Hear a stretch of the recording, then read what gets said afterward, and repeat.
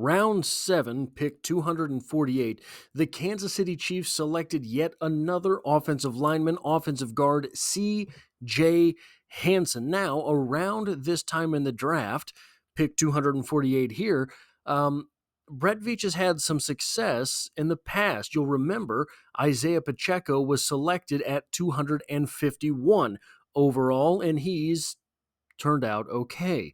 Now, it is maybe sort of troubling to say that CJ Hansen is the most intriguing player in this class, but, I don't know if it really is. He's a player that came on late in the process and shot up draft boards, ultimately settling back down into the 7th round or possibly undrafted territory, mainly due to the level of competition that he faced in college. When you look at his profile, when you look at who he is as an athlete, I think there's definitely some potential there. I think that there is definitely some potential there for growth as an offensive lineman, not just as a guard. And I have a different type of comparison that I will get to later in the video as to why I say these things. But with his profile, with his makeup, this guy could be a holy terror across the offensive line, even if he does not meet all of the quote-unquote requirements that Andy Reid normally likes to have out there for his offensive linemen. Who is CJ Hansen? Well, he goes 6'5", which is in the 69th percentile, 300 pounds, which is in the 13th percentile. His hands are 9 3/8 inches, which is 21st percentile. His arms are 32 3/8 inches, which is 24th percentile. So when you're looking at those numbers, this is not very attractive a prospect. This is a guy who does not have the measurables here, but when you get into the athletic part of things, he has a 5 flat 40, which is 95th percentile. That 10-yard split on the 40 is 1.76, which is 75th percentile. His vertical leap of 33.5 inches is 98th percentile. This is for guards. And his broad jump of 115 inches is as well 98th percentile. Over on the right half of your screen, you will see that I listed his position there, and that's going to come back into play later in this video. But in 2020, he played just 144 snaps at Holy Cross. In 2021, he played 735. In 2022, he played 699. And in 2023, he played 695. And from what I can find, he gave up a sack in 2021, and that's it. Now, again, with level of competition, I am not positive that too much could be read into the stats one way or another. I mean, if the guy had given up 10 sacks in 2023, maybe you could make something of it. But I think a lot of times what ends up happening for offensive linemen is that their play is a little bit reflective of not just the level of competition, but the level of their teammates as well. So if you are the right guard and the right tackle is really struggling, you might be tempted to overexert yourself and try to help him out on his blocks and give something up yourself, things like that. And those numbers, those elite numbers over there on the 40, the 10-yard split, the vertical, and the broad jump, those aren't just numbers. He's not just a testing freak. You can see the lightness in his feet while he's moving. He is an offensive lineman that seems to have spring in his step. And the natural comparison here when you are looking at him as a guard might be Joe Thuney. Just for frame of reference, Joe Thuney, 6'4" and 5/8 edge, CJ Hansen. Joe Thuney was at the combine at 304 pounds, edge Joe Thuney. Joe Thuney had 32 1/4 inch arms, which is just a slight edge to Joe Thuney. He had 9 5/8 inch hands, slight edge to Joe Thuney. He ran a 4.95 40-yard dash, edge Joe Thuney. A 1.71, 10-yard split, edge Joe Thuney.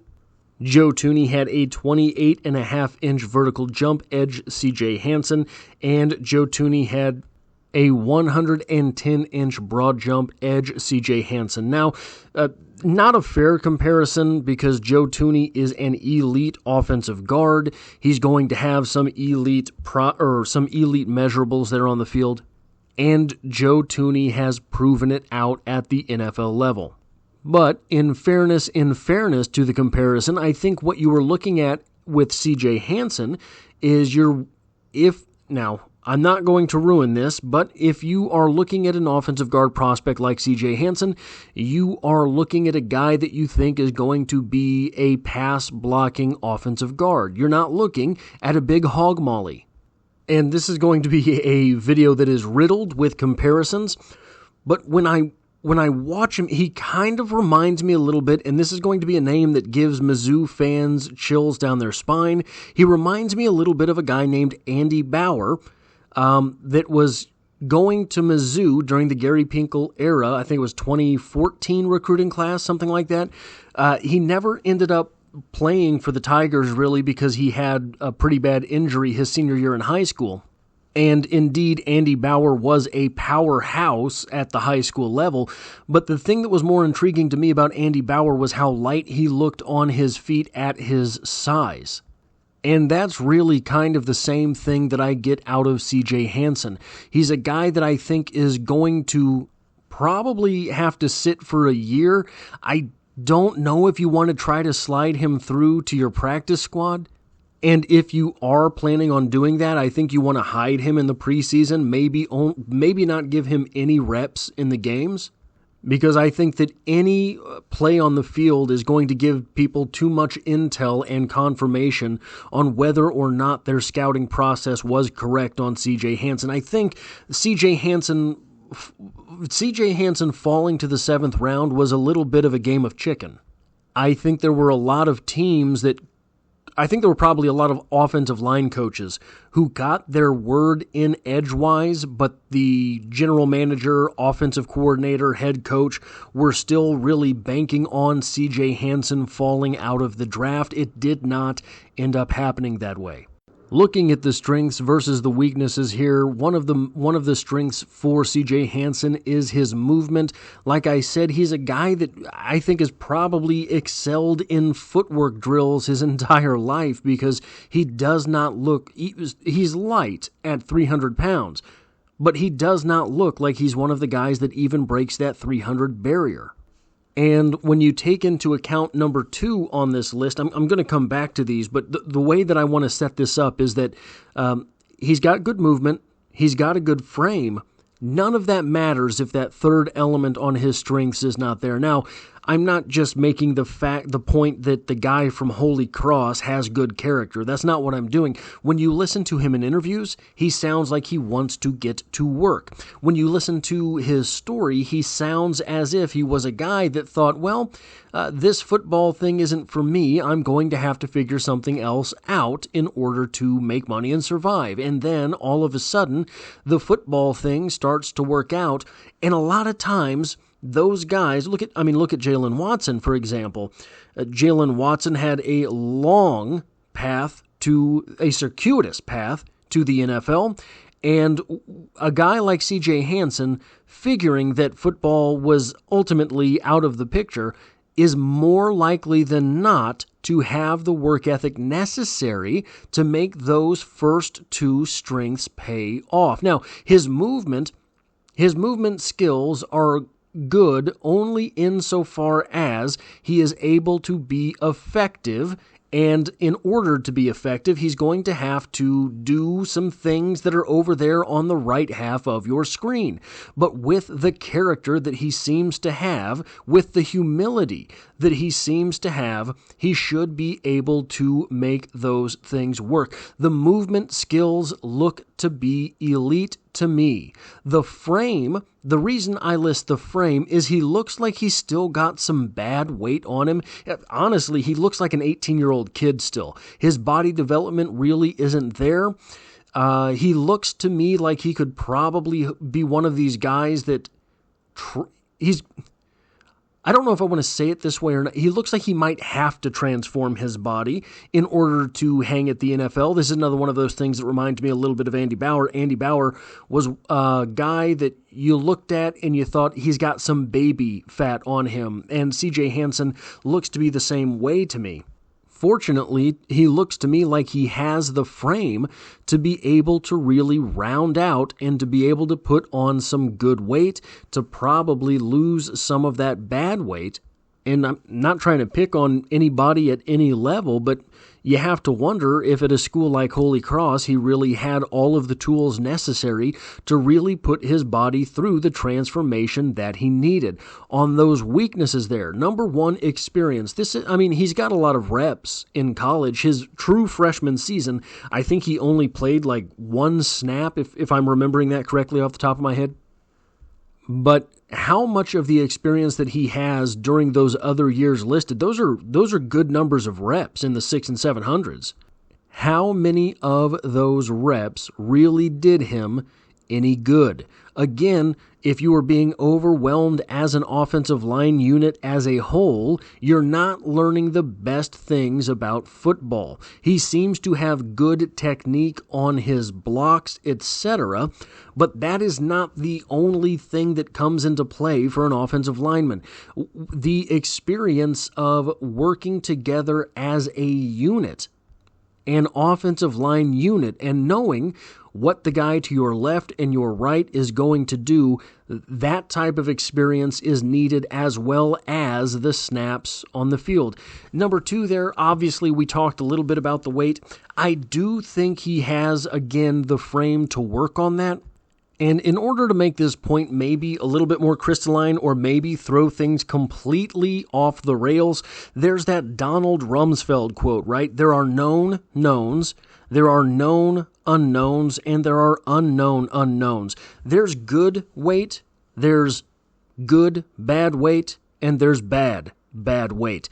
The bad weight is sort of flabby type weight, and that's kind of how it seems. See, again, it's hard to find too much information on a guy that went to Holy Cross, but it seems there is a lot of that bad weight on CJ Hansen, the sort of loose weight.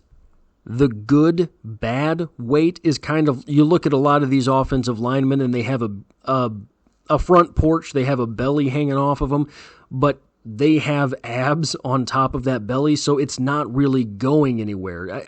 I don't know if I'm really saying this the right way, but that's sort of the way that I've always thought about it.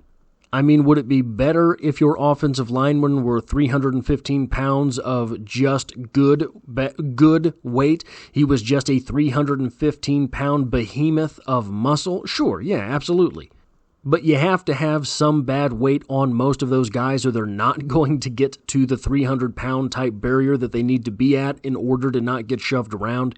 So if you can keep that good bad weight sort of centered in their mass, someplace that is not going to be able to be thrown all over the place, it's probably for the best. And three there in the weaknesses, power. He's not a guy who's going to go out there and overwhelm anyone. Again, with some of this body transformation that CJ Hansen might have to go through, he's going to be able to add a little bit of pop to him. But how much pop is he going to be able to add to things? It's hard to say, right? Those aren't things those do not scale linearly for a lot of guys. So, as far as analysis for this pick in general, again, as I said with the Nourzad pick, I don't think that this was something that the Kansas City Chiefs went into this draft and had planned. I don't think that they wanted to take 3 offensive linemen in this draft. I think this was just the way that their board ended up falling to them, and so they ended up with another guy who is very intriguing along the offensive line. Now, here's what I've been hinting at this entire time. CJ Hansen is a 6'5", 300-pound offensive guard. I don't know if that's where he's going to stay. I think that CJ Hansen is going to be given every opportunity to fail at offensive tackle. I say that because of his movement skills. I say that because of how light he is on his feet. He does not have the 33-inch arms that seem to be the threshold that Andy Reid prefers for his offensive tackles. But let me read you numbers from another offensive lineman. 6'5", this is from the combine, or pro day, I suppose. 6'5", 304 pounds, 33 3/8 inch arms, 9.5 inch hands. Again, this offensive lineman has the edge over CJ Hansen, but not by a whole lot. 40-yard dash of 5.14, edge CJ Hansen. 10-yard split of 1.74, edge CJ Hansen. Vertical jump of 34, edge this player. Broad jump of 115, that's a tie. These guys are very comparable for most metrics that are involved. This guy came out of Eastern Michigan, where, again, Eastern Michigan, not a powerhouse, but maybe if you remember this player, you see where I'm going now. Eastern Michigan, he played left tackle as a sophomore. In 2014, as a junior, he played guard and mainly left guard and some right tackle. And then in 2015, he appeared all along the offensive line for the Eastern Michigan Eagles. The Eastern Michigan, by the way, holds a special place in my heart because that is always where I would, when I played NCAA, I would always pick Eastern Michigan as an underdog. I even used Daniel Holtzclaw to win the Heisman. That was before what unfortunately Daniel Holtzclaw became. But outside of that, very outside of that, Andrew Wiley is the mystery offensive lineman in question. CJ Hansen has the opportunity, I believe, to become an Andrew Wiley type player, and you may think to yourself, well, do we really want that? And probably the answer is yes. Andrew Wiley won a Super Bowl in Kansas City as a starting right tackle. Certainly not the greatest starting right tackle in Kansas City Chiefs history, but in 2018, he did win the Mack Hill Award as the team's best first-year player, so there's that.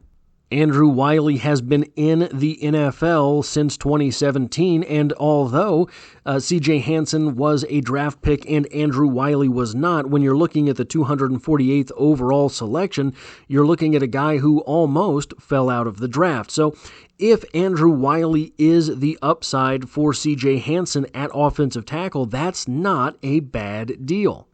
I think 32 franchises in the NFL would take an Andrew Wiley at 248 overall. I do think that CJ Hansen looks lighter on his feet than did Andrew Wiley, but they are the same sort of frame. Andrew Wiley now is 309 pounds, never managed to really put on much weight. If you remember that combine number I told you about, or I guess it was a pro day number, was 304 pounds, so he's gained 5 pounds during his playing career in the NFL. And I understand that there could be some pushback on the fact that I have said repeatedly that I don't think taking all of these offensive linemen was the plan for the Kansas City Chiefs going into this draft, especially considering that they just lost their starting left tackle in Donovan Smith. Nick Allegretti finally walked away from the franchise and is probably in line to get his starting position somewhere. And I hate to sound like I am downplaying the importance of the offensive line. I hate to sound like I am poo-pooing what it means to be a good guard in the NFL, or a good center for that matter. But you can normally pick up a backup offensive guard, a backup center, because that's what they're going to be at this point. Both Nourzad and CJ Hansen, they're going to be backups this year. I do not see a road for either of them to start this season. You can pick up backup offensive guards, backup offensive centers for relatively little on the open market, especially after the draft when guys are hoping to have homes for a season. And, of course, preferable to that is having these guys on 4-year rookie contracts and developing all of their upside to the point that you see fit. And the last name that I want to throw out here is one that is maybe the most natural and should have been the most obvious comparison before I started this, and maybe the first comparison I should have made.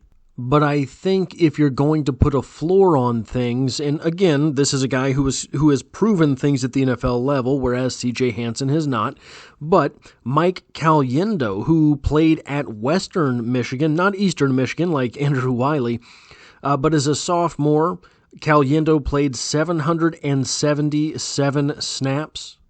In 2018, Mike Caliendo played 900 snaps, and then in 2019, he played 967 snaps for Western Michigan. 2020, of course, he played just 397 snaps. We all know what happened in the 2020 season.